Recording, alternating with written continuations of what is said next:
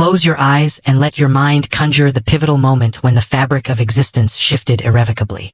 A celestial upheaval, when divine power was redistributed, and the ancient order of the heavens was forever fractured. Deep within the dust-choked remnants of venerable Babylon, beneath millennia of accumulated sand and shattered brick, archaeologists stumbled upon an extraordinary discovery. They unearthed 7 clay tablets, meticulously inscribed with intricate, wedge-shaped cuneiform symbols. This was a narrative far older than the Bible itself, a sprawling epic chronicling a cosmic war, the boundless ambitions of gods, and the spectacular ascent of a deity destined to absorb the very powers of all others. His name was Marduk, and what you are about to hear is not merely the story of his coronation as the king of the gods. It is the profound tale of how an entire religious framework was fundamentally rewritten, how earthly political might meticulously sculpted divine mythology, transforming a humble local farming deity into nothing less than the supreme architect of reality itself. Before we delve deeper into this captivating history, please consider engaging with that like button and ready yourself for the profound revelations that await. Do let us know in the comments where you are listening from and what time it is in your part of the world. As is customary with our videos, the accompanying visuals are provided to enrich your understanding, though they are not strictly necessary to follow the narrative thread. We deeply appreciate your continued support. Now, prepare your mind, and let us embark on this journey. You are poised at the very precipice of history, standing at a moment thick with the evocative sense of mud, sun-baked brick, and dark bitumen, mingled with the lingering fragrance of incense, the faint trace of ancient smoke, and the palpable presence of long-held secrets. You are about to bear witness not only to the meteoric rise of a god, but also to a far more profound phenomenon: the complete overhaul of an entire civilization's understanding of the cosmos. The year is approximately 1100 B.C.E. Yet, to truly grasp the monumental events that are about to unfold, we must first journey backward, through the veils of the third millennium, to an era when Marduk was barely a whispered name, a mere provincial deity in a vast and crowded pantheon dominated by far mightier gods. This journey begins not within the grand walls of Babylon, but among the much older Sumerian cities that gracefully punctuated the landscape of southern Mesopotamia, gleaming like scattered jewels across a boundless alluvial plain. This was the legendary land between the 2 great rivers, the Tigris and the Euphrates, the very cradle where human civilization first mastered the art of reading and writing, pioneered the construction of cities, and organized the intricate frameworks of complex societies. Here, in places whose names still resonate across the millennia, Uruk, Nippur, Eridu, the Sumerians forged the earliest true urban centers on Earth. And with the emergence of these cities came their gods, hundreds of them, perhaps even thousands. Each city boasted its own patron deity. Every profession, every natural phenomenon, every abstract concept had its own divine representative.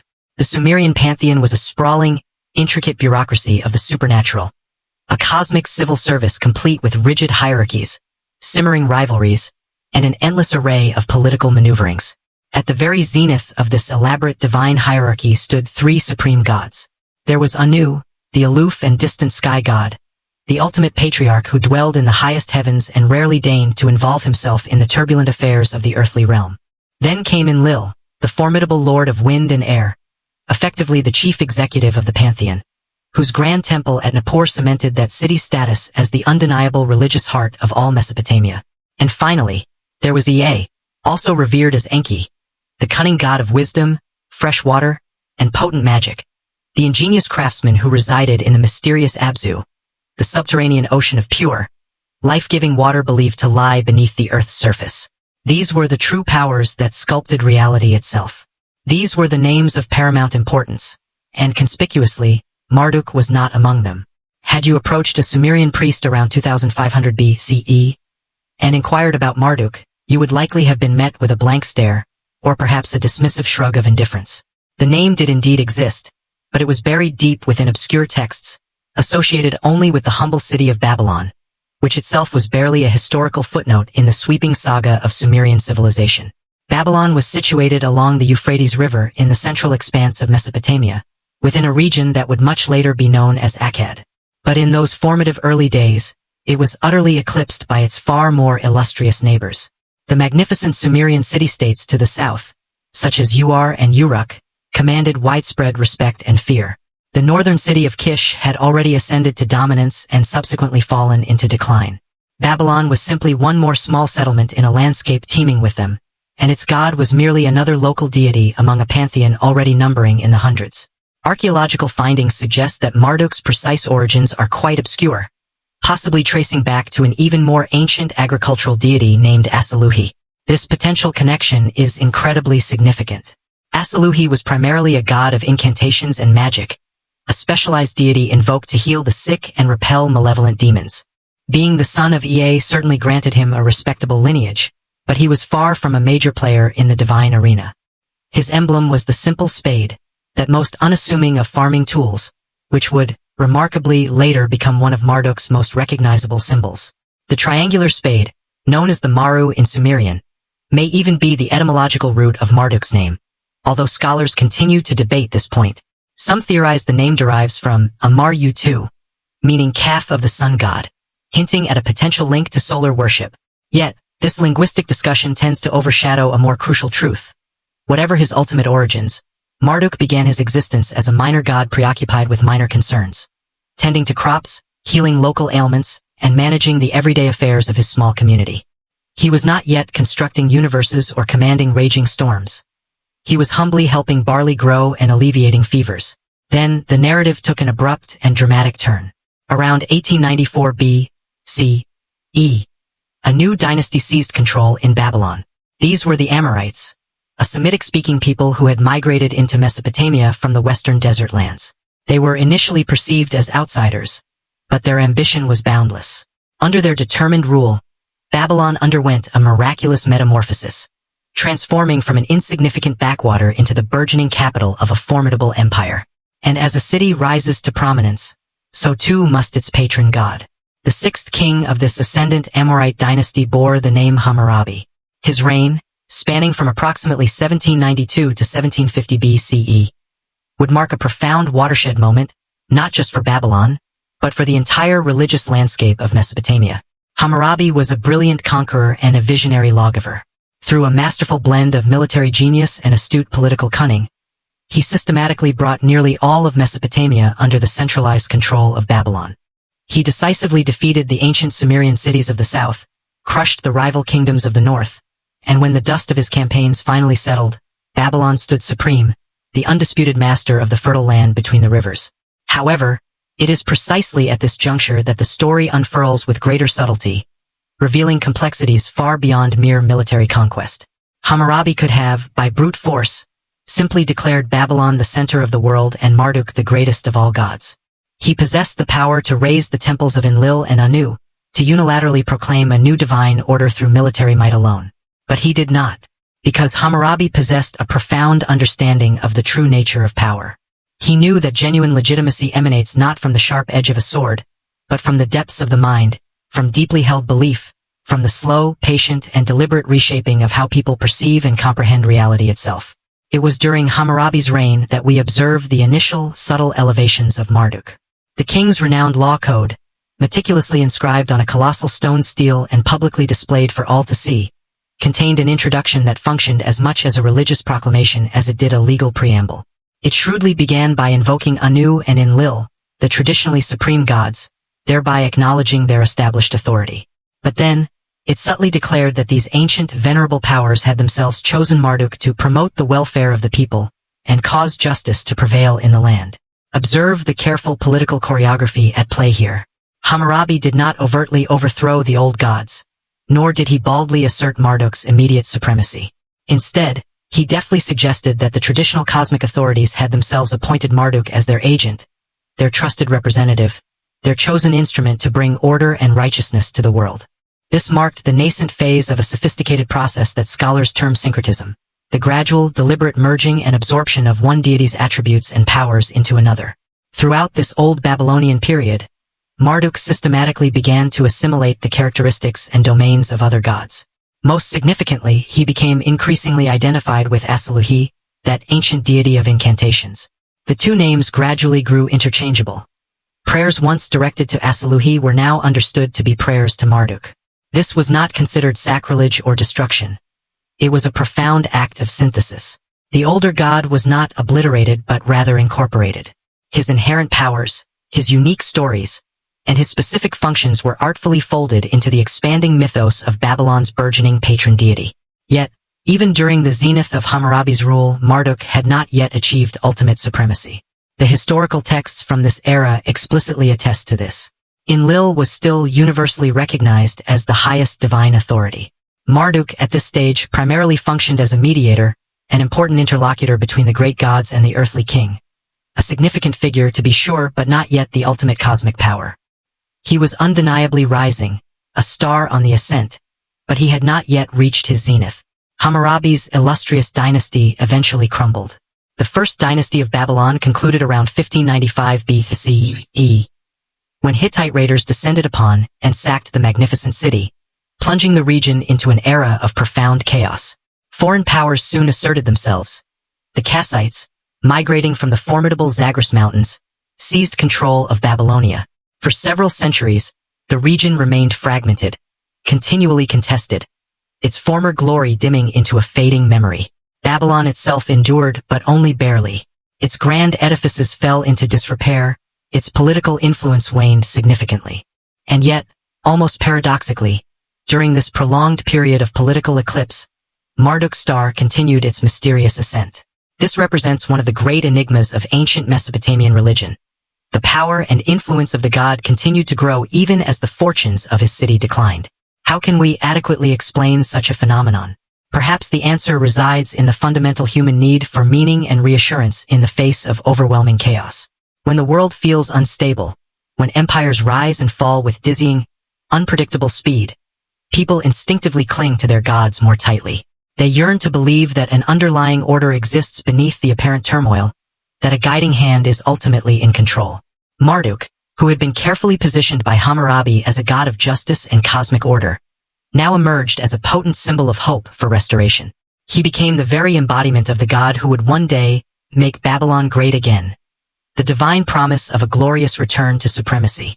Then, around 1125 BCE, an event transpired that would fundamentally alter everything. A Babylonian king named Nebuchadnezzar I, Nebuchadnezzar of Isin, achieved what had long seemed utterly impossible. He decisively defeated the Elamites, the hated adversaries from the east who had relentlessly ravaged Babylonia for generations.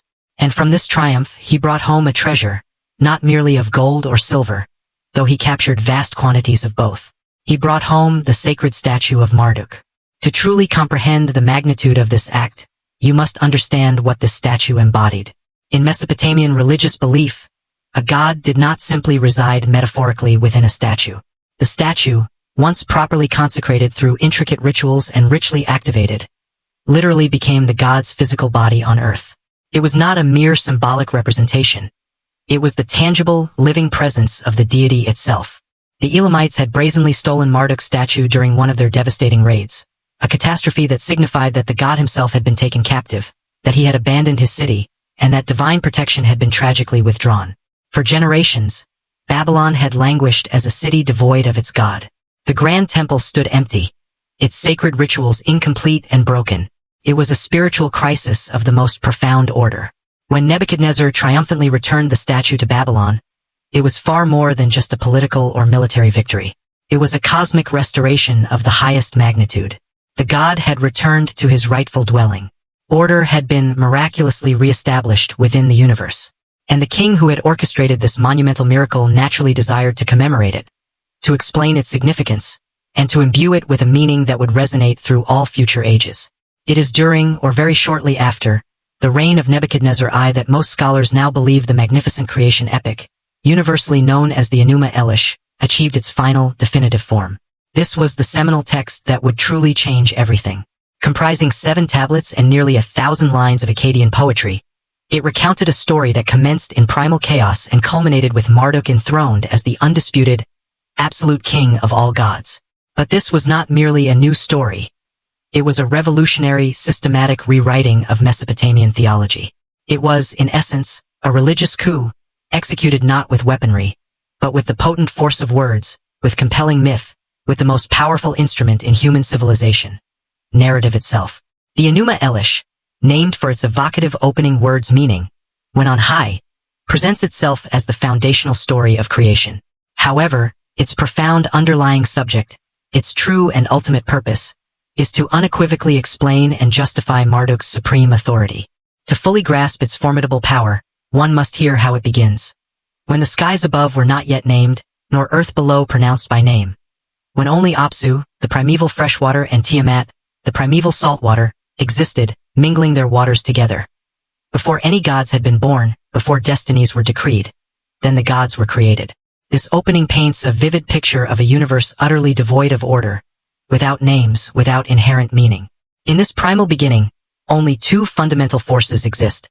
Apsu, embodying the sweet, fresh water that bubbles up from underground springs, and Tiamat, representing the vast, turbulent saltwater of the primordial sea. These are not yet gods in the anthropomorphic sense we might understand. They are more akin to primordial principles, the raw, undifferentiated elements from which all else would ultimately emerge. From the ceaseless mingling of these elemental waters, the first generation of gods is born. Lakmu and Lakamu emerge, symbolizing the fertile silt, the rich, muddy confluence where fresh and salt waters meet. Next appear Anshar and Kishar, representing the horizons, the very boundary between the nascent earth and sky. From Anshar springs Anu, the sky itself.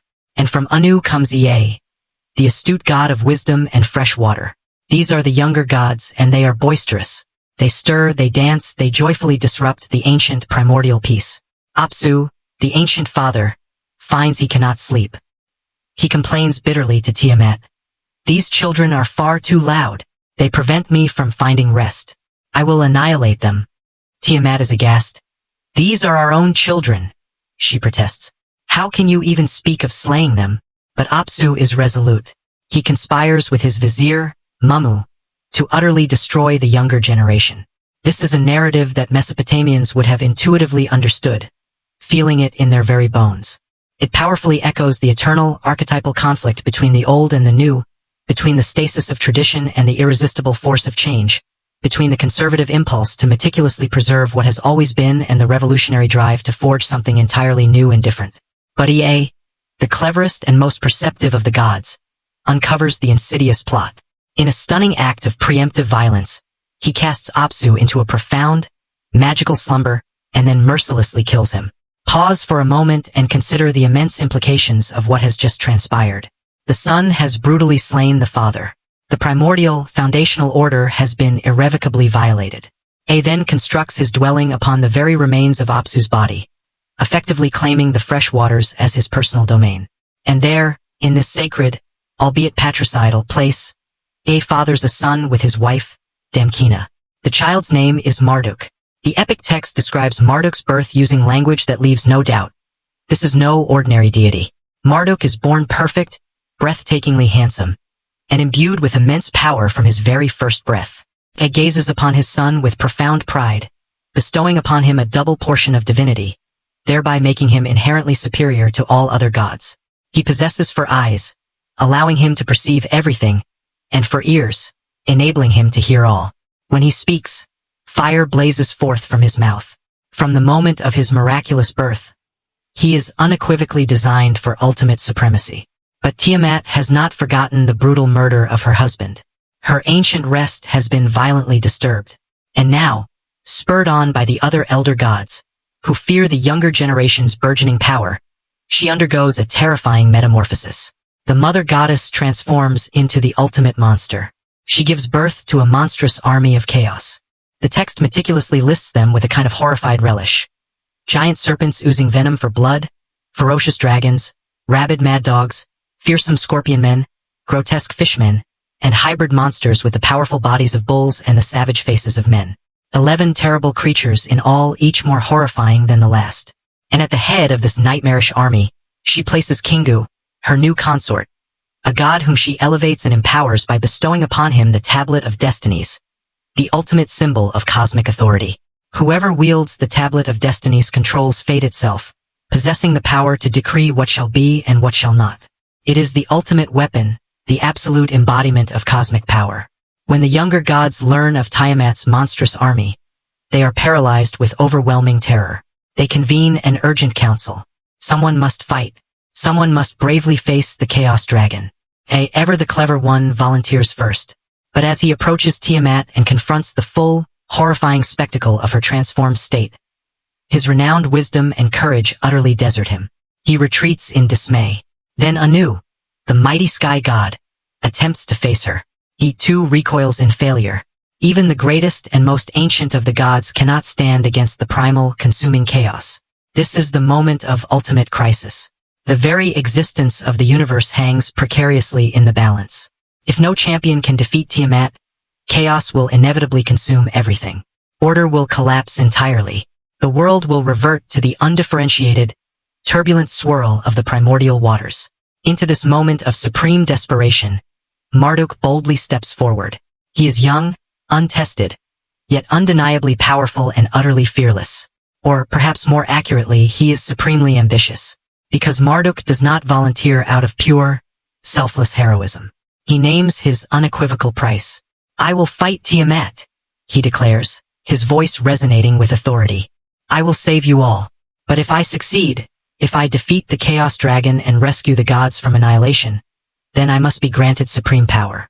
My word must become absolute law. My command must be unquestionable. I will be king over all gods, for all eternity, and my authority can never again be challenged or diminished." Imagine the sheer desperation of that moment. The assembled gods, trembling with fear, realize they have no other champion. And so, reluctantly, they agree. They hold a grand feast, becoming gloriously intoxicated on liberal quantities of beer and wine. And in their collective state of inebriation, they formally grant Marduk's audacious demand. To solidify his claim, they present him with a formidable test. Place a constellation in the night sky. They challenge him. Make it disappear, then make it reappear. If you can achieve this, they declare, if you can control reality with your words alone, then you possess the power and authority to be our undisputed king. Marduk speaks. The constellation vanishes. He speaks again. It miraculously returns. The gods erupt in a thunderous celebration. He has passed the test. They solemnly invest him with supreme authority, providing him with potent weapons. A mighty bow, a fearsome mace, crackling lightning, and a net woven from the very winds themselves. Then they send him forth to battle. The ensuing confrontation between Marduk and Tiamat stands as one of the most epic combat myths of the ancient world. Marduk charges into battle, riding a magnificent storm chariot drawn by 4 supernatural, thunder-footed horses. He is clad in terrifying armor, radiating an awe-inspiring aura of divine majesty. Behind him march the other gods, still somewhat disoriented from their celebratory feast, but now fiercely loyal to their chosen champion. Tiamat spots his approach. She unleashes a furious roar, her challenge echoing across the primordial wastes. They hurl bitter insults at each other, engaging in a form of divine trash talk before the ultimate cosmic cage match. And then they clash. Tiamat opens her massive, cavernous jaws, intending to swallow Marduk whole. But he swiftly unleashes the 4 mighty winds into her gaping maw, inflating her body like a grotesque balloon. She cannot close her mouth, cannot move, rendered helpless. And in that crucial moment of vulnerability, Marduk fires an arrow directly through her distended jaws, piercing her ancient heart. The primordial mother, the embodiment of chaos, collapses, dead. Marduk then systematically captures Tiamat's monstrous army. The 11 terrible creatures are bound and imprisoned.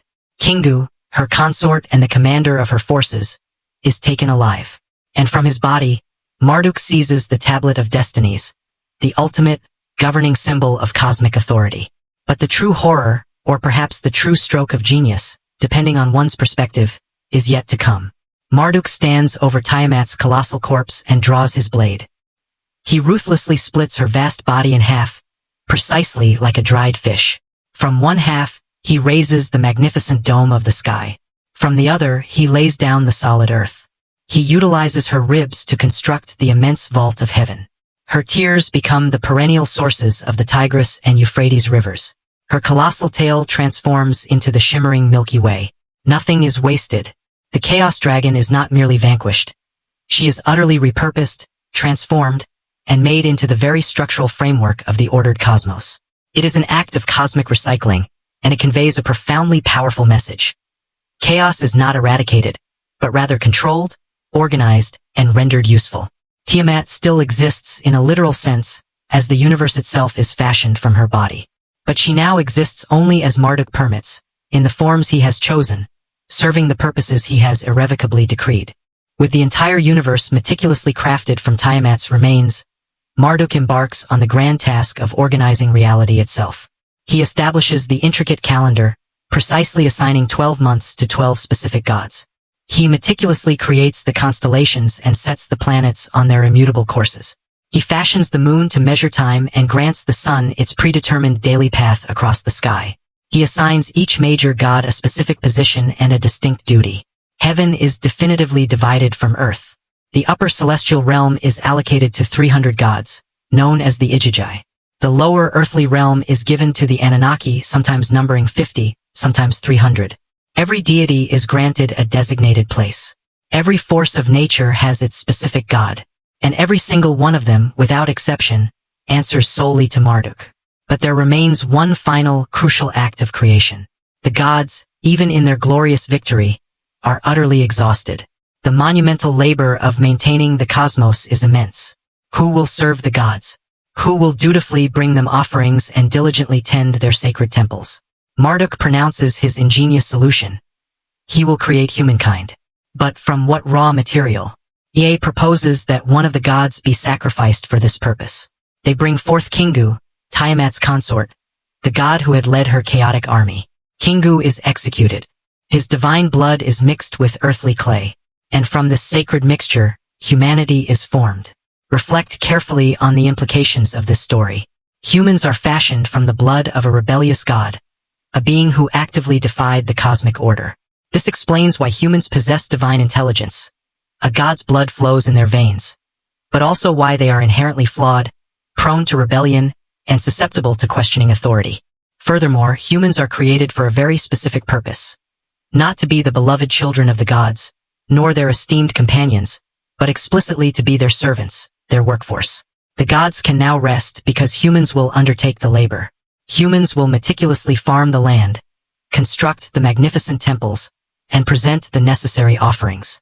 The entire raison d'etre for human existence in this theology is to meticulously serve the needs of the divine. This was nothing less than revolutionary theology, cleverly veiled in the familiar language of a creation myth. But the Enuma Elish was not yet complete. In profound gratitude for their liberation from arduous labor, the gods collectively decide to construct a city for Marduk. They vow to build a temple that will pierce the heavens, a dwelling place truly worthy of the king of all gods. For an entire year they diligently fashion bricks. Then they begin construction. They erect the Asagila, the temple whose top is lofty, Marduk's magnificent earthly palace in the very heart of the city of Babylon. And once it is complete, they gather there for a grand, celebratory feast. At this monumental feast, the final, and perhaps most crucially important, act unfolds. The gods, every single one of them, assemble to formally proclaim Marduk's titles. They bestow upon him 50 names. 50 is the sacred numerical designation of Enlil, the former chief of the pantheon. By receiving these 50 names, Marduk is not merely achieving supremacy. He is systematically absorbing Enlil's very authority. He is taking the concentrated power that belonged to the ancient, preeminent gods and making it unequivocally his own. The list of 50 names is not merely a collection of random epithets. It represents a systematic, deliberate absorption of the entire Mesopotamian pantheon into the singular figure of Marduk.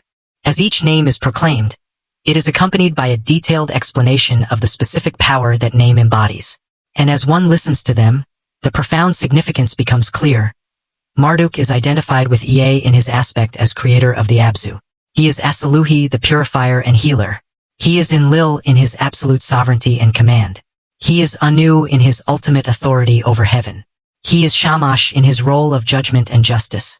He is Sin in his capacity of measuring time. He is Adad in his power to bring rain. One by one, the major gods of Mesopotamia are named, and one by one, their distinct powers are declared to be mere aspects or manifestations of Marduk's singular, supreme divinity. The text is strikingly explicit about this, stating that the other gods are no longer separate, independent beings. They are now merely different manifestations of Marduk's single, overarching supreme divinity. This verges on a form of monotheism, though not quite absolute, as the other gods technically still exist and maintain their cults and temples. However, they now exist solely as extensions of Marduk's sovereign will, as mere facets of his supreme, multifaceted personality. The epic concludes with a solemn and programmatic charge. These sacred names must be meticulously taught. Fathers must diligently recite them to their sons. Priests must commit them to memory. They are not mere poetry. They are profound theology. They constitute the new, definitive understanding of how the universe functions. This is the sophisticated strategy for conquering a pantheon. Not by denying the existence of the old gods, nor by tearing down their venerated temples, but by cleverly absorbing them, by reinterpreting their foundational myths so that every story ultimately points to the undisputed supremacy of your chosen deity. It was a brilliant and audacious maneuver, and it resoundingly worked. The Enuma Elish rapidly ascended to become the most important religious text in all of Babylonia. It was recited annually during the Akitu festival, the magnificent New Year celebration held each spring. This was no ordinary festival. It was the central, pivotal ritual of Babylonian religion, a 12-day extravaganza that meticulously renewed the cosmos for another entire year. On the fourth day of the festival, as evening descended, the high priest would enter the inner sanctum of the Asagila temple. There, before the awe-inspiring golden statue of Marduk, he would recite the Enuma Elish from its beginning to its very end, every single line. This was not merely a prayer. It was a potent ritual enactment. By uttering the sacred words of creation, the priest was, in effect, ritually recreating the universe, thereby ensuring that order would once again prevail over chaos for another year. It affirmed that Marduk's kingship would continue and that Babylon would perpetually remain the undisputed center of the cosmos.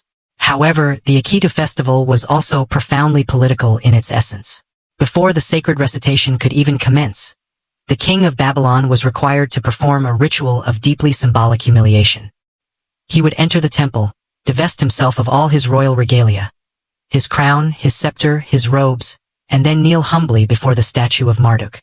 The high priest would then deliver a resounding slap across the king's face, pull his ears, a gesture of control and subservience, and compel him to recite a confession. I have not sinned, O Lord. I have not been negligent of your divinity. I have not destroyed Babylon. I have not caused it to be shaken. If the king shed tears during this arduous ordeal, it was considered a propitious omen, signifying that Marduk was pleased. Only then would the priest restore the king's regalia. Only then would his earthly authority be ritually renewed for another year. Consider the profound implications of this ritual. It unequivocally declared that the king's power was not his own inherent right.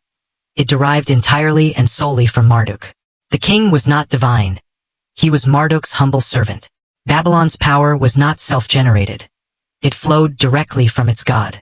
This was religious ideology operating at its most sophisticated level, employing ritual to deeply embed a political truth into the very bodies and minds of all participants. The physical heart of this elaborate religious system was the Asagila temple complex, the most magnificent architectural achievement in ancient Babylon. The Asagila itself was the principal temple building, a sprawling structure encompassing multiple courtyards and chambers. At its sacred core lay the Holy of Holies, the innermost sanctum where the resplendent golden statue of Marduk resided. This statue held not just symbolic importance. It was politically and economically indispensable. Fashioned from gold and silver, adorned with precious stones, it represented an immense concentration of wealth. It functioned as the bank, the treasury, and the throne room all in one. To take the hands of Marduk, as the ceremonial phrase went, meant to grasp the hands of the statue in a ritual of coronation. A new king could not legitimately rule without performing this sacred ceremony. If one controlled Marduk's statue, one controlled Babylon. If one possessed it, legitimacy was unequivocally theirs. This explains why foreign conquerors were so utterly obsessed with the statue. The Elamites stole it. The Hittites attempted to. The Assyrians carried it off to Assur on multiple occasions. And each time it was removed, it signified a cosmic catastrophe. A clear sign that Marduk had withdrawn his divine favor, that the sacred cosmic order had utterly collapsed. Just north of the Asagila stood an even more iconic structure, the ziggurat known as Enuma, meaning the foundation platform of heaven and earth. This was the monumental edifice that would eventually inspire one of the most famous stories in the Bible, the Tower of Babel. Although scholars still debate its precise dimensions, archaeological excavations have confirmed that the structure boasted a base measuring approximately 91 meters, 300 feet, on each side. It rose in 7 distinct, receding terraces, each one incrementally smaller than the one below, creating a colossal step pyramid that majestically dominated the Babylon skyline. Ancient historical sources claim it stood between 54 and 91 meters, 180 to 300 feet, tall. though its exact height remains a subject of contention. Regardless of the precise measurements, it was undeniably enormous, visible for miles across the flat Mesopotamian plain. At its summit, reached by a series of monumental staircases, stood a small temple. This was Marduk's very own sky chamber, the sacred point where heaven and earth were believed to meet. Here, once a year during the Akitu festival, a sacred marriage ritual may have been performed. The specific details are murky, lost in the mists of time, but some texts suggest that the high priestess and the king would ascend to the summit and perform a ritual union, a symbolic recreation of the cosmic marriage between the god and the goddess, between established order and primordial chaos, thereby ensuring fertility for the land and prosperity for its people. The Greek historian Herodotus, who claimed to have visited Babylon in the 5th century BCE, described the ziggurat with a mixture of profound awe and evident confusion. He spoke of 8 towers standing one atop the other, though this may have been a misunderstanding of the terrace structure. He also mentioned that there was no statue in the uppermost shrine, only a bed and a golden table, and that a woman was left there to spend the night, chosen by the god himself. Whether this constitutes accurate reportage or merely salacious gossip is now impossible to definitively ascertain. What is certain, however, is that Anunnaki profoundly captured the ancient imagination. It was the architectural embodiment of Marduk's colossal power, a literal stairway to heaven, undeniable proof that Babylon was the cosmic axis, the very center point around which the entire universe eternally revolved.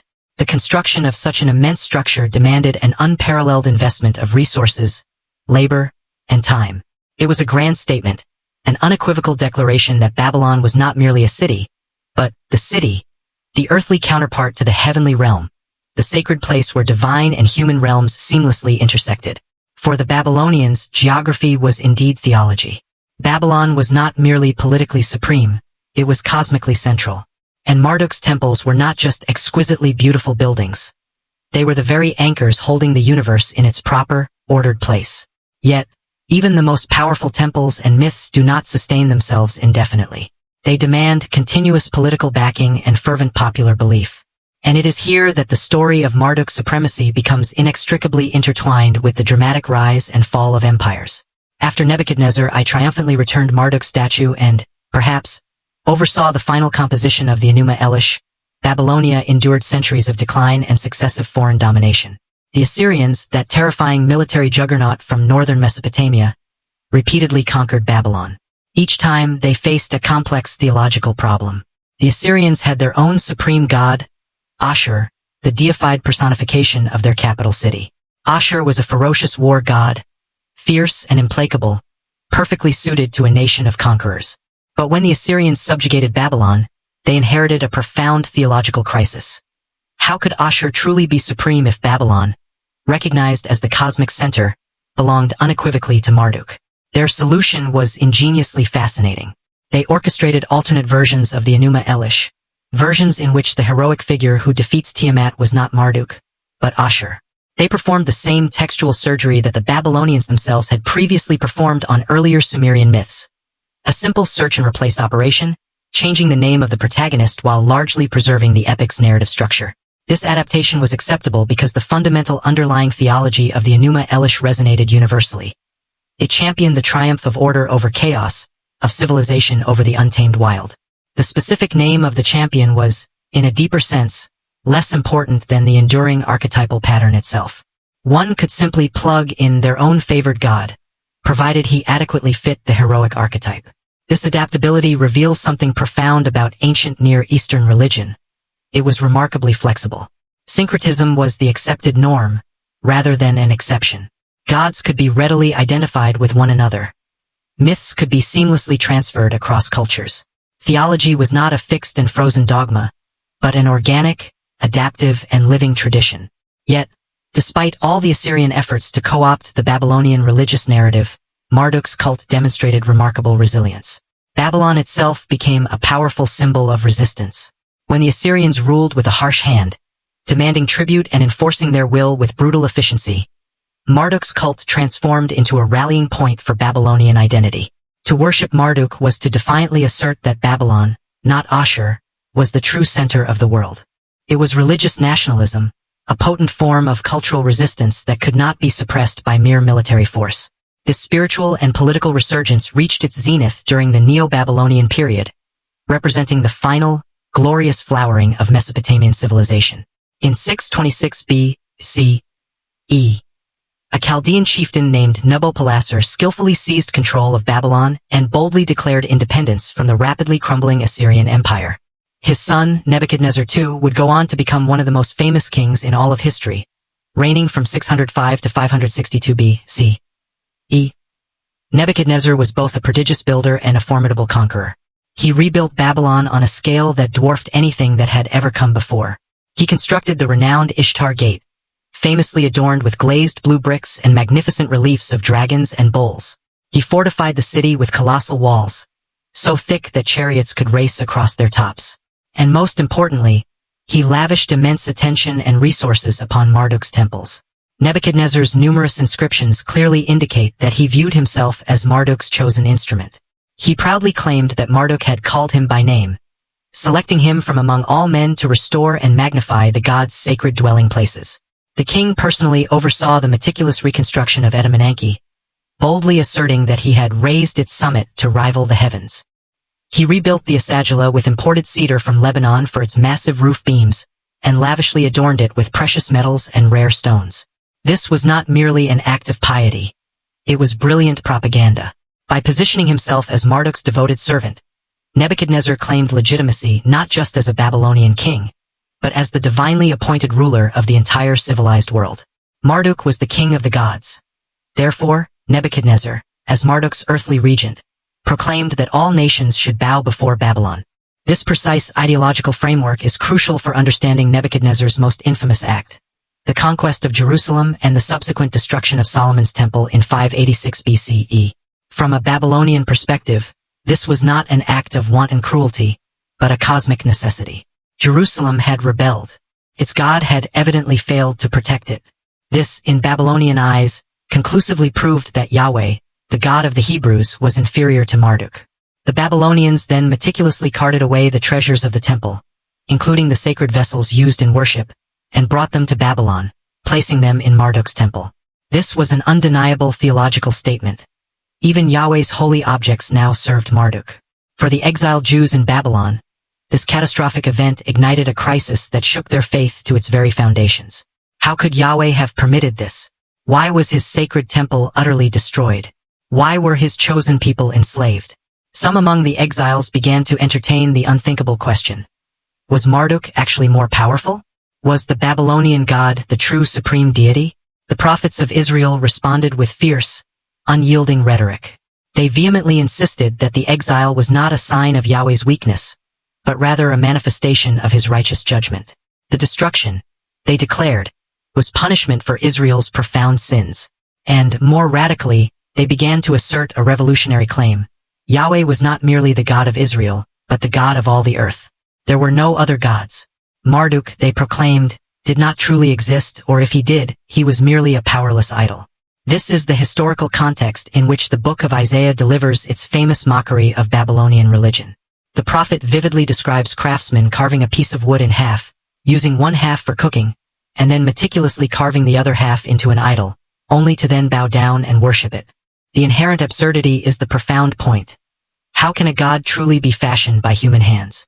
But there is another, more subtle and sophisticated layer to the Jewish response. Some scholars contend that the creation account in Genesis 1, with its profound emphasis on God speaking the world into existence and creating order from a watery chaos, referred to as Tiamat in Hebrew, is a deliberate polemic against the Enuma Elish. The similarities are too striking to be purely coincidental.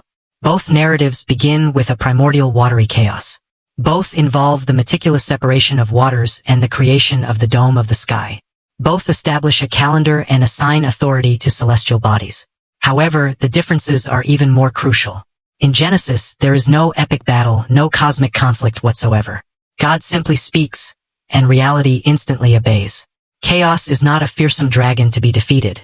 It is simply the absence of order, which God fills by his word alone. And humanity is not created from the blood of a slain, rebellious God to be mere slaves. Instead, humans are made in God's own image, granted dominion over creation, blessed, and commanded to be fruitful. It is a radical rewriting of the Mesopotamian story, a conscious and unequivocal rejection of Marduk's theology. If this interpretation is indeed correct, then Genesis 1 stands as one of the Bible's earliest and most profound acts of counter-mythology. The Jewish exiles, during their captivity, heard the Enuma Elish recited annually at the Akitu festival. They witnessed the awe-inspiring might of Babylon. They confronted Marduk's asserted supremacy, and they responded by crafting their own creation story, one that asserted their god needed no epic battle to create, no vast army to support him, and no human slaves to serve him. It was, in essence, theological warfare, waged through the powerful medium of competing narratives. However, Babylon's glory proved ephemeral. In 539 B.C.E., Cyrus the Great of Persia conquered Babylon without a single battle. The city's gates reportedly opened from within. And suddenly, Marduk found himself with a new servant. Or did he? This is where the story takes another intriguing turn. Cyrus, a Zoroastrian Persian who worshipped Ahura Mazda, not Marduk, nevertheless shrewdly claimed that Marduk himself had chosen him to liberate Babylon from the wickedness of its last king, Nabonidus. Cyrus subsequently issued a famous propaganda text, now known as the Cyrus Cylinder, in which he claimed that Marduk had searched through all the lands, looking for a righteous ruler, and had ultimately chosen Cyrus. The Persian king meticulously performed the traditional rituals, took the hands of Marduk, and presented himself as the god's chosen champion. Whether Cyrus genuinely believed this or if it was purely astute political theater is unknown, but it unequivocally reveals the continued, immense power of Marduk's cult. Even foreign conquerors felt compelled to acknowledge him, to claim his blessing, to position themselves within the established Babylonian theological framework. One could conquer Babylon by force, but to truly rule it, one absolutely required Marduk's divine approval. Yet, even for Marduk, there were ultimate limits to this adaptability.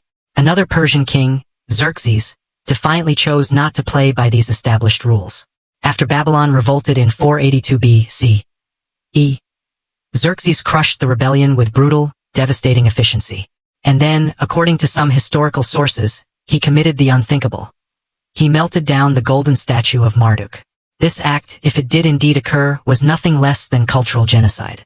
It was a clear declaration that Marduk's power was irrevocably broken, that Babylon would no longer be treated as a special, divinely favored city. The city rapidly declined after this catastrophic event. The magnificent temples fell into irreversible disrepair. The great rituals were no longer performed. By the time Alexander the Great conquered Babylon in 331 B.C.E., Anunnaki was already a crumbling ruin.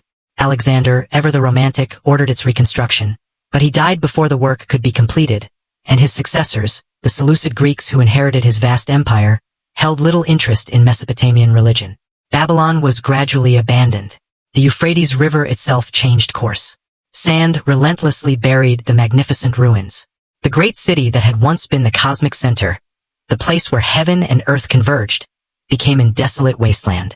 The last documented use of cuneiform writing dates to 75 C.E. After that, a profound silence fell. The language in which the Enuma Elish was written was forgotten. The intricate script could no longer be read. Marduk's 50 names were lost to memory.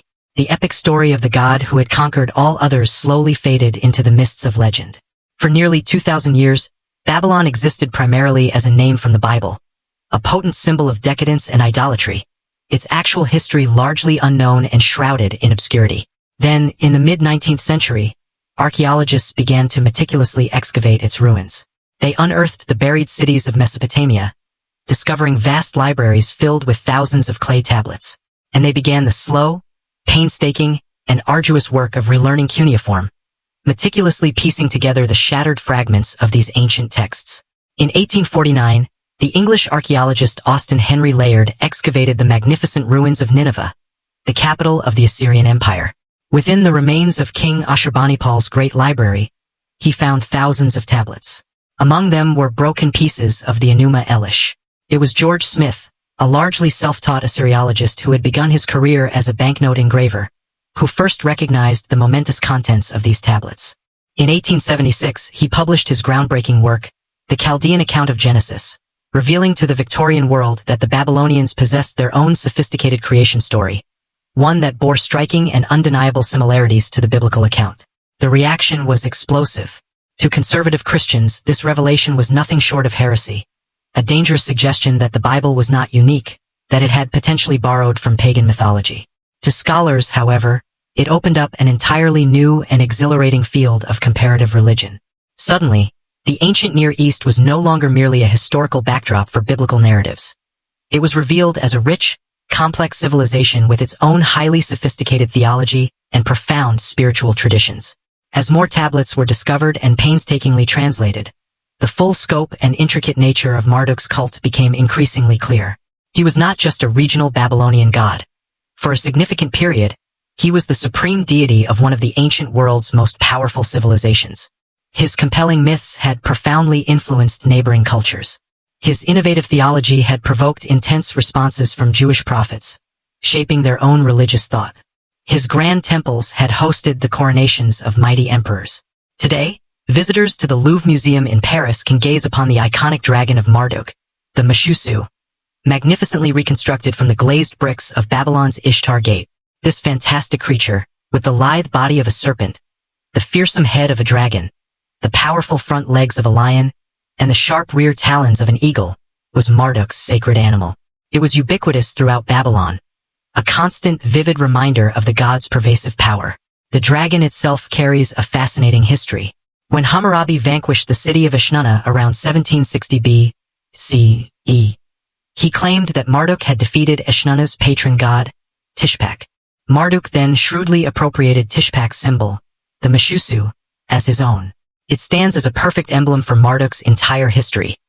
A god who ascended to power not just through divine might, but by strategically absorbing the attributes, the stories, and even the sacred animals of other deities. He was a god meticulously constructed through an ongoing process of syncretism and astute political maneuvering. He represents the ultimate triumph of compelling narrative over brute history, of meticulously crafted mythology over mere reality.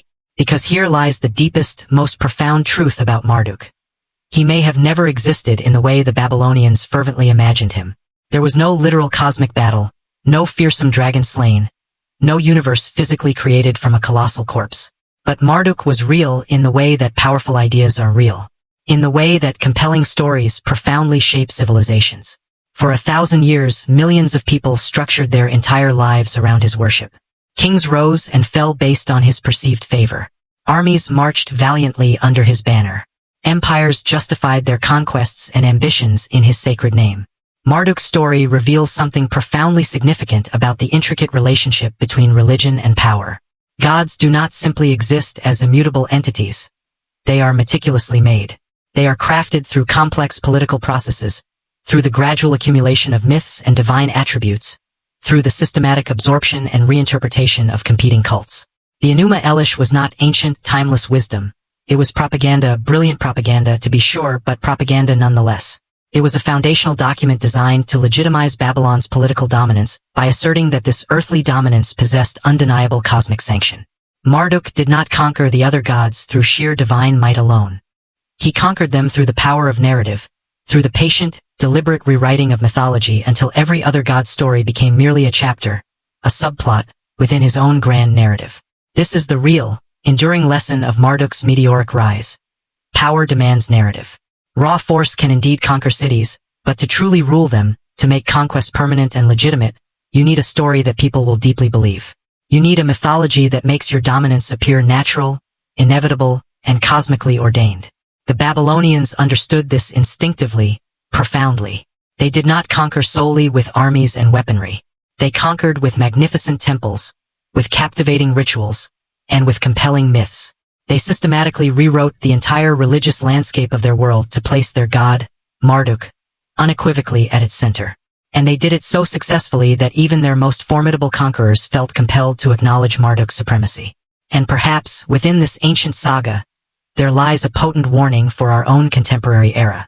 We live in an age saturated with competing narratives, amidst relentless information warfare, where stories are deliberately crafted to shape and manipulate how we perceive and understand reality. We often like to believe that we are more sophisticated, more discerning than the ancient Babylonians, that we can easily see through propaganda, and that we ground our beliefs firmly in facts and evidence. Yet, the very techniques that elevated Marduk to celestial heights are still powerfully at play around us. The slow, insidious absorption of competing ideas into a dominant framework. The artful rewriting of history to legitimize present power structures. The subtle use of ritual and symbolism to encode beliefs so deeply that they become invisible, simply accepted as just the way things are. Marduk's story is not merely ancient history. It is a timeless template, a pattern that has repeated itself throughout the entirety of human civilization. It is the quintessential story of how a local god became universal, how a myth was transformed into truth, how narrative itself became reality. The mighty ziggurat of Anunnaki now lies in desolate ruins, buried beneath Iraqi sand. The Grand Asagila Temple is a mere hole in the ground, its golden statue melted down millennia ago. The priests who once sonorously recited the Enuma Elish are long since turned to dust. But the pattern persists. The techniques endure. The profound lesson remains. So, the next time someone tells you a compelling story about how the world fundamentally works, about why certain individuals or groups inherently deserve to rule, about what is naturally ordained and what is strictly forbidden, remember Marduk. Remember how a humble farming god, whose symbol was a simple spade, ascended to become the supreme architect of reality. Remember how myths are meticulously crafted. Remember that the gods who appear most powerful, most eternal, most undeniably supreme, were often, not so very long ago, minor figures in a crowded pantheon. They rose not through some inherent, self-evident divinity, but through human ambition, through astute political calculation, through the deliberate and painstaking crafting of narrative. This is not to suggest that all religion is merely politics. Such a conclusion would be reductive and simplistic. But it is to assert that religion and politics are intrinsically inseparable, that theology is perpetually shaped by power, and that the stories we choose to tell about the gods often reveal far more about our own human selves and our aspirations than they do about the distant heavens. Marduk conquered all the other gods, but he did so because the people who fervently worshipped him conquered all the other cities. The divine conquest meticulously mirrored the earthly one. The cosmic war was always, at its core, a direct reflection of human ambition. And when Babylon eventually fell, when the empire crumbled, when its temples were abandoned, Marduk fell alongside them. Because a god's power, ultimately, is only as enduring as the civilization that sustains his worship. You stand now at the conclusion of this extensive journey, surrounded by the haunting ghosts of an ancient faith. The tablets have been read, the intricate story has been told, and you are left with a lingering question that defies easy answers. What does it truly signify that the God who once claimed to have created the entire universe, who absorbed the powers of every deity in Mesopotamia, who was worshipped by millions as the king of heaven and earth, is now studied only by scholars, known merely as a name in history books? Does it mean the Babylonians were simply mistaken, that they worshipped a false god who never possessed any actual power? Or does it hint at something far more unsettling? That all gods rise and fall with the civilizations that create them, that divinity itself is ultimately subject to the inexorable currents of history. The answer, perhaps, hinges on whether you believe that gods forge civilizations or that civilizations forge gods. But one truth remains unequivocally certain. Marduk's story, the epic tale of the god who conquered all others, is, at its deepest level, truly the story of Babylon's dramatic rise to power. And when Babylon finally fell, the god fell with it. The cosmic drama was always, in its ultimate essence, a human drama. The battle waged in the heavens was always, in truth, a battle unfolding on earth. And the God who so grandly claimed to have shaped reality was himself shaped by it, molded by the ambitions, the fears, and the profound needs of the very people who carved his image in stone and devoutly recited his sacred names in the hallowed darkness of the temple. The tablets are silent now. The ancient rituals are no longer performed. The 50 names of Marduk are no longer chanted in sacred halls. But the pattern persists. The story continues. And if you listen with discerning ears, you can still faintly hear the echo of that ancient, audacious ambition. The resonant voice that dared to claim supreme power. That audaciously rewrote the cosmos in its own image. That transformed a humble local deity into the king of all creation. That voice speaks still, in different tongues and in myriad forms, but always with the same unwavering message. I am supreme. I have conquered all others. My word is law. My story is the only story that matters. This is the enduring voice of Marduk. This is the timeless voice of empire. And it never truly dies. It merely changes names. However, before we fully embrace that conclusive thought, there are still layers to this intricate story that we have not yet explored. We must consider the daily reality of Marduk's worship, the intricate mechanics of how his cult actually functioned, and the profound economics of divine service. Because truly understanding Marduk necessitates understanding not only the grand, sweeping myths but also the mundane, everyday realities. It involves comprehending the priests who rose before dawn to meticulously wash and dress the god's statue, the farmers who faithfully tithed their precious grain to his temple, the scribes who diligently recorded every offering, and the musicians who played enchanting melodies before his shrine. This was not merely abstract theology. This was a fully functioning, complex system that employed thousands, controlled vast wealth, and profoundly shaped every single aspect of Babylonian life. The daily service of Marduk adhered to a precise ritual schedule, meticulously codified over centuries. Before the sun even began to rise, the high priest would enter the temple complex. Having purified himself through ritual bathing and donning special linen garments, he would proceed through a series of courtyards, each progressively more sacred than the last, passing through gates guarded by colossal statues of the Meshusu dragon. Finally, he would reach the inner sanctum, a small, windowless chamber illuminated solely by the gentle flicker of oil lamps. There stood the statue of Marduk, approximately life-sized, or perhaps even larger, crafted from wood meticulously covered in sheets of hammered gold and silver. His robes were of the finest cloth, changed regularly according to the season. In his right hand, he held a scepter. In his left, the ring and rod, ancient symbols of justice and measurement. The priest's initial duty was to ceremonially awaken the god. He would intone solemn hymns, burn fragrant incense, and formally announce the arrival of a new day. Then came the sacred washing ceremony. Using water drawn from a special well within the temple complex, water believed to connect directly to the primordial Abzu, the priest would ritually cleanse the statue's face and hands.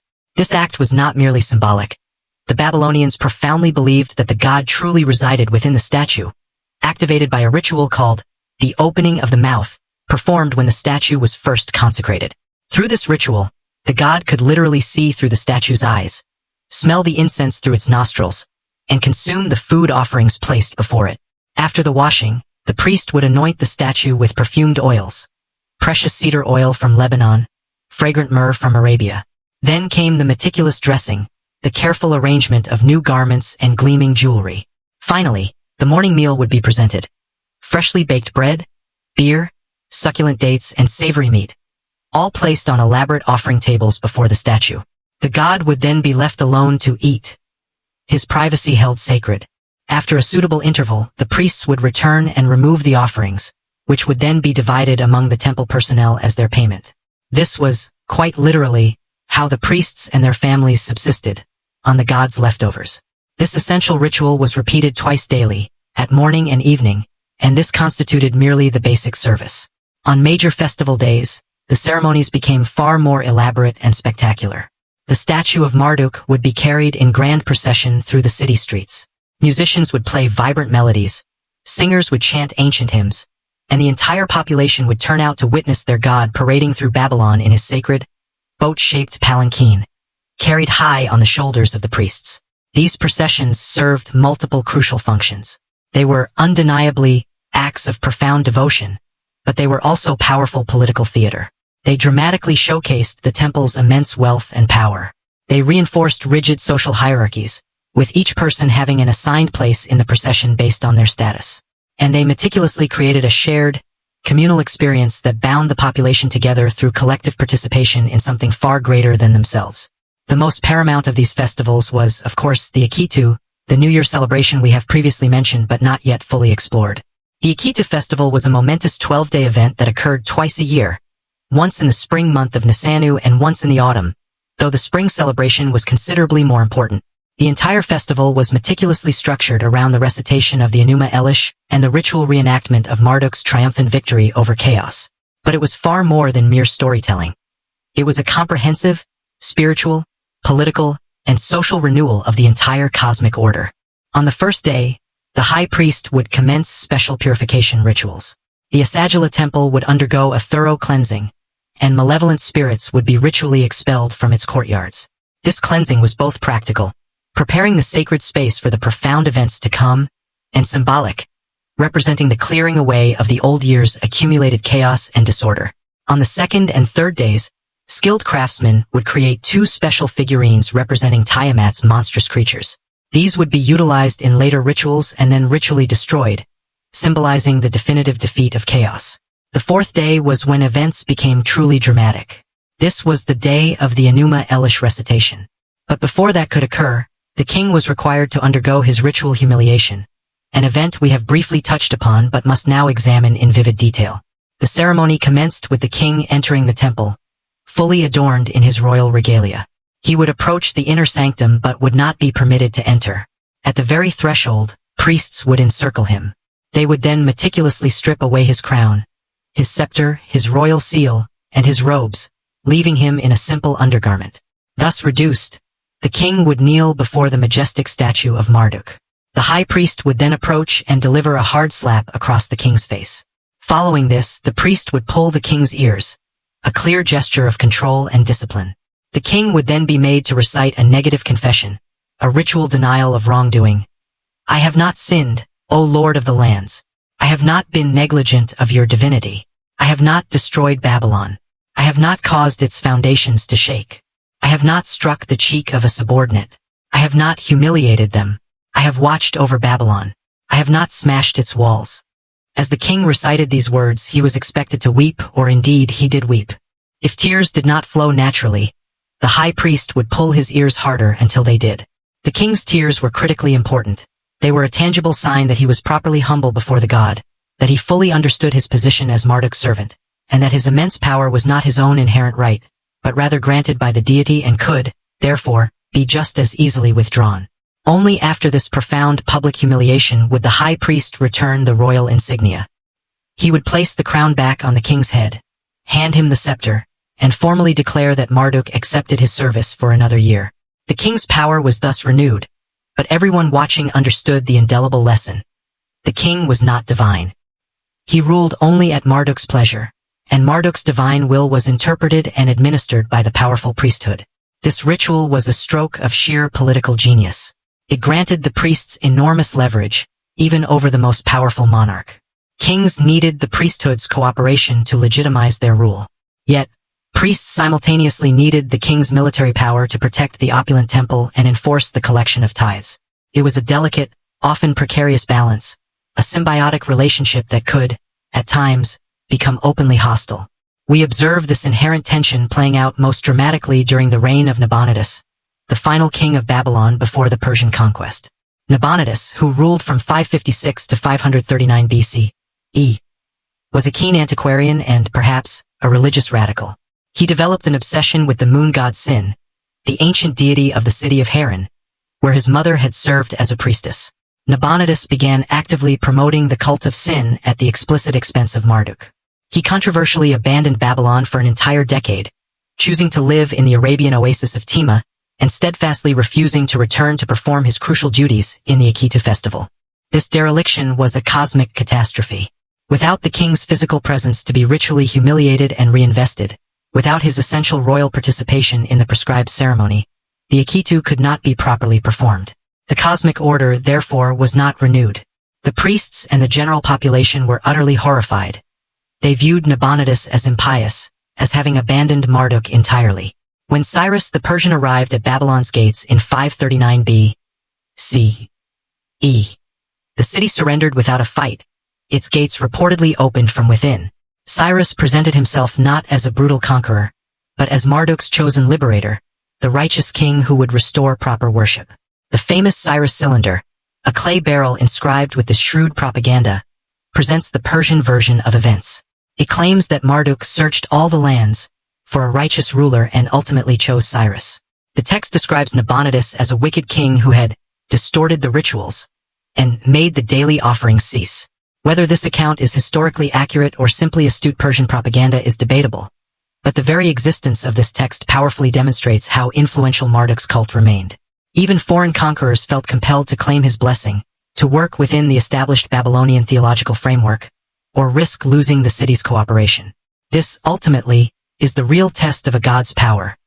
Not merely what his own worshippers believe, but what his enemies are compelled to acknowledge. And for centuries, every power that controlled Babylon, Assyrians, Persians, and even initially the Greeks, bowed to Marduk. They might have worshipped other gods in their own lands, but in Babylon, they became Marduk's servants. This deeply entrenched dynamic began to shift only gradually with the ascendance of Hellenism and the Seleucid Empire. The Greeks who inherited Alexander's conquests were far less willing to actively participate in native religious traditions. They instead constructed Greek-style temples dedicated to Greek gods. They promoted Greek as the official language of administration. Slowly, Babylon's traditional culture and religious practices were marginalized. The last cuneiform texts we possess that mention Marduk's cult date to the 1st century B.C.E. After that, there is only silence. The priests who intimately knew the ancient rituals died out. Their sons learned Greek instead of Akkadian. The temples were abandoned, the statues lost or destroyed.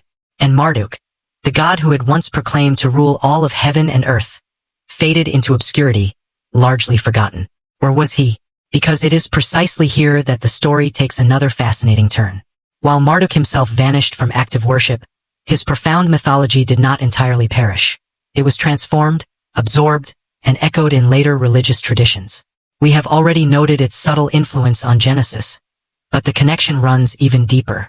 Some scholars argue that the fundamental combat myth at the heart of the Enuma Elish, the epic battle between a storm god and a sea dragon, is a recurring pattern that appears across the ancient Near East and beyond. In Canaanite mythology, the god Baal heroically battles Yam, the personified sea. In Hittite mythology, the storm god battles Ilyanka, the monstrous serpent. In Greek mythology, Zeus confronts the monstrous Typhon. In Hindu mythology, Indra battles Vritra.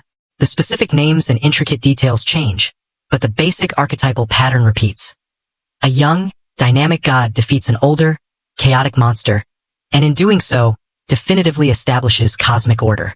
Is this widespread repetition due to direct cultural influence, with narratives passing from one civilization to another? Or is it because the pattern itself speaks to something universal within the human psyche, the eternal struggle between order and chaos, between the safety of civilization and the untamed wilderness, between the structured world we diligently build and the formless void that perpetually threatens to overwhelm it? Carl Jung would undoubtedly have identified this as an archetype, a fundamental pattern deeply embedded in the collective unconscious of humanity. Joseph Campbell would have included it prominently in his vast catalog of universal myths, the monomyth.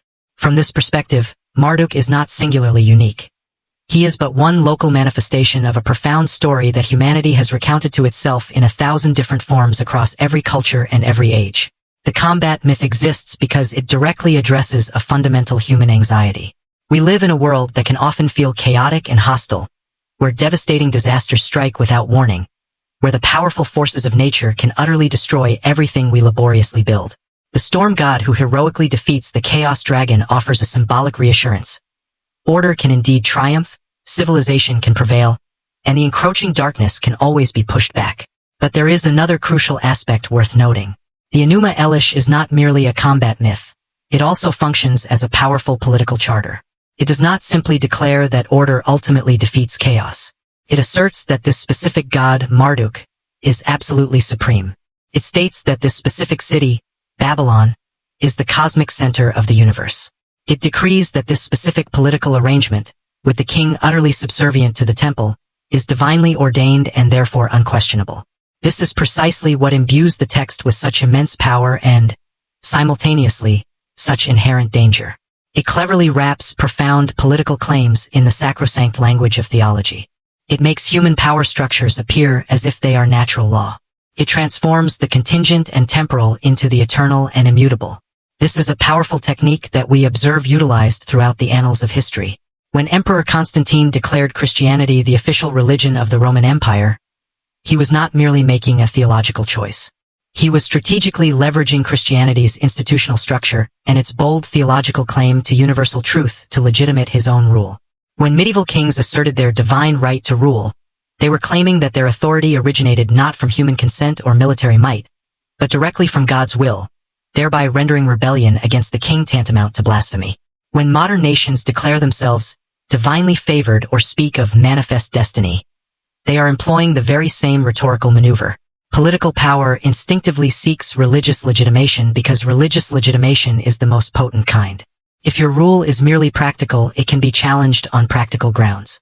But if your rule is sacred, challenging it becomes heresy, a dangerous act against divine order itself. This is precisely what the Enuma Elish accomplished for Babylon. It transformed Babylonian supremacy from a mere political fact into an undeniable cosmic truth. Marduk did not merely happen to be Babylon's god. He was proclaimed the very creator of the universe. He had conquered chaos itself. All other gods were merely declared aspects of his singular supreme divinity. Therefore, Babylon's rule over other cities was not perceived as conquest, but as the restoration of proper cosmic order. Other nations were not being subjugated. They were being liberated from the chaos of disunity and brought into alignment with universal cosmic law. Understanding this context helps us grasp why the Jewish exiles in Babylon responded so profoundly and creatively to this theology. They were not merely experiencing homesickness. They were confronting an existential threat to their very identity. If Marduk was truly supreme, if the Enuma Elish was genuinely true, then Yahweh was, at best, a minor deity, and at worst, a mere fiction. The destruction of Jerusalem and its sacred temple could be devastatingly interpreted as conclusive proof that Yahweh had lost his cosmic battle, that he was indeed weaker than Marduk. The Jewish response, as it evolved through the prophetic literature and in foundational texts like Genesis and 2nd Isaiah, was to assert an even more radical claim. There were, in fact, no other gods at all. Not because Yahweh had defeated them in battle, but because they had never truly existed in the first place. The idols of Babylon were merely wood and metal. They possessed no power because they possessed no actual being. This was a revolutionary move toward monotheism, forged in the crucible of Babylonian exile and in direct confrontation with Marduk's cultic claims to universal supremacy. The Jews could not possibly match Babylon's military might. They could not rebuild their temple while in captivity. But they could fiercely fight back on the level of narrative. They could tell a profoundly different story about how the universe worked. And ultimately, their story would prove far more durable than Marduk's, because Judaism survived. It adapted. It evolved. It profoundly influenced Christianity and Islam. The Jewish God is still worshipped by billions across the globe today. But Marduk, in contrast, is dust. What accounts for this stark difference? Why did one God survive and another perish into oblivion? The answer is complex, but a significant part of it lies in the nature of the relationship between the god and political power. Marduk's supremacy was entirely predicated upon Babylon's supremacy. When Babylon fell, Marduk inevitably fell with it. His cult demanded the massive economic and political infrastructure of the Temple Palace complex. It required a centralized state that could enforce the collection of tithes.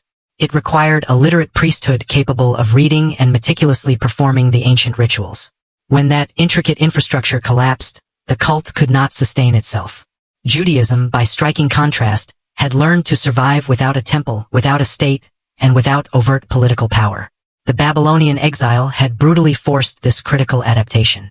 Jews learned to worship in synagogues, simple meeting houses that required no elaborate rituals or rigid priestly hierarchies. They learned to focus on Torah study rather than sacrifices. They learned to maintain their identity through shared practice and belief, rather than through participation in state-sponsored cults. This portability, this profound adaptability, allowed Judaism to survive the subsequent destruction of the Second Temple in 70 CE, and to persist through 2 millennia of diaspora. Marduk, however, was inextricably tied to a specific geographical place and a specific political order.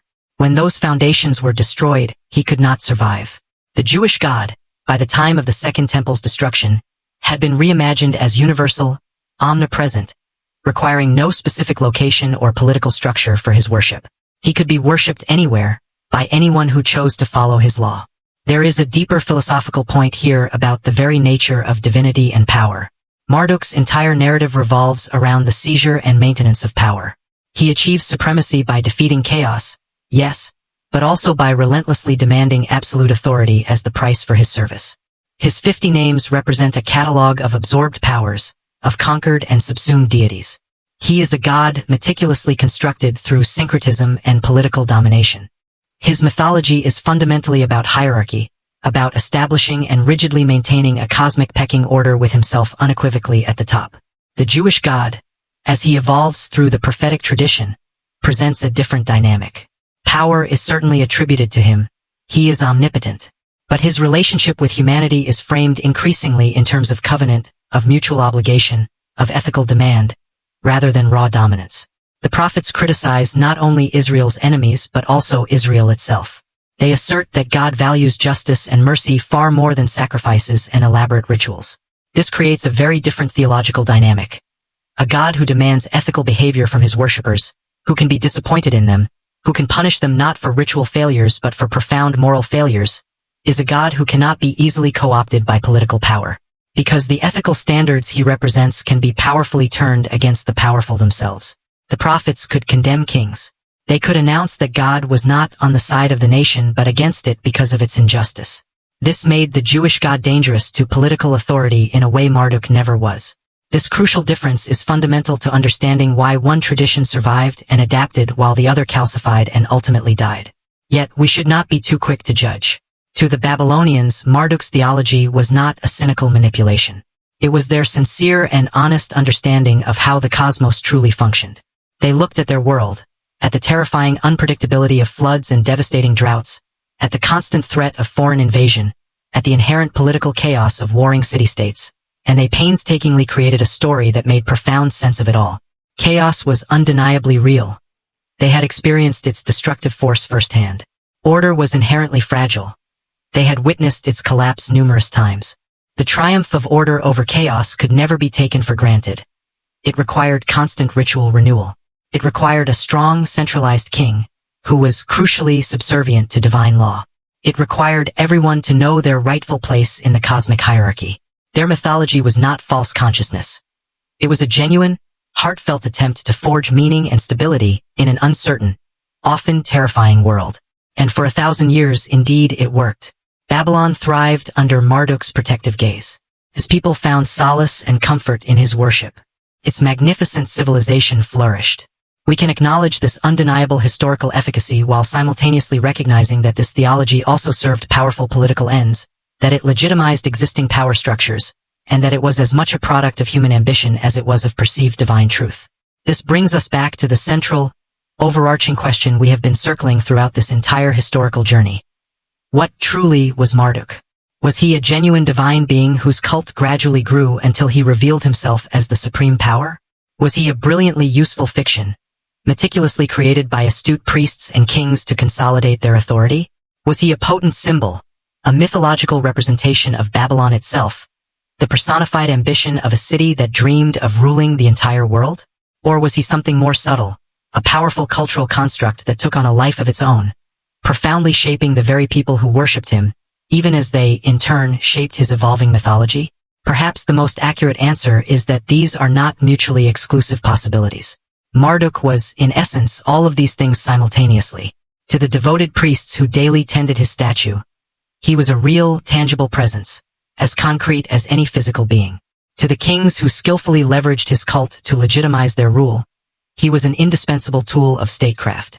To the common people who watched the grand Akitu processions, he was a shimmering symbol of their city's greatness and a perennial source of hope.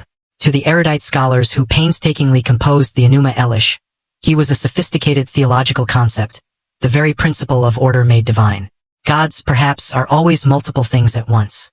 They are what their worshippers collectively make them, and different worshippers in different contexts shape them into different entities. What we can state with absolute certainty is that Marduk represents one of the most successful and transformative religious innovations in the entirety of human history. From his obscure origins as a minor agricultural deity, he was elevated to become the supreme god of one of the world's most powerful and enduring civilizations. His compelling mythology influenced neighboring cultures and provoked intense responses that significantly shaped the development of monotheism. His temples were architectural marvels that inspired wonder and awe for thousands of years. His worship employed thousands of people and generated vast, unimaginable wealth. His intricate rituals created profound communal meaning for millions of people across more than a millennium. By any measure of historical impact, Marduk was undeniably real in his effects. He shaped history. He literally changed the world. The fact that his magnificent temples are now desolate ruins, that his ancient rituals are no longer performed, that his very name is known only to dedicated scholars, does not in any way diminish the reality of his monumental historical impact. In the end, perhaps that is what truly matters. Not whether Marduk literally created the universe from Tiamat's corpse, which he most certainly did not, but whether fervent belief in that myth profoundly altered how people lived their lives, which it absolutely did. Mythology is not the antithesis of truth. It is a truth of a different kind. A compelling story that shapes reality itself through the deeply held beliefs it inspires and the powerful actions those beliefs inevitably produce. The sun descends over the silent ruins of Babylon. The wind whispers mournfully through broken brickwork. And somewhere in the profound silence of the ancient temple grounds, one can almost discern the faint echo of the Enuma Elish, recited one final time by a lone priest, who knows in his heart that his god's reign is drawing to a close, that the cosmic order he has devoted his entire life to maintaining is crumbling, that the story which once seemed eternal is now slowly, irrevocably being forgotten. When on high the heavens, yes, were not named, and earth below had no name, when only Apsu existed and Tiamat before the gods were born, before destiny was decreed. Then, says the text, the gods were created. But now, in this twilight moment, as the civilization that birthed them collapses, the gods are uncreated. They return to the primordial chaos from which they emerged, and the story begins anew, under different names in different languages, but always following the same enduring pattern. The rise, the conquest, the supremacy, and eventually, inevitably, the fall.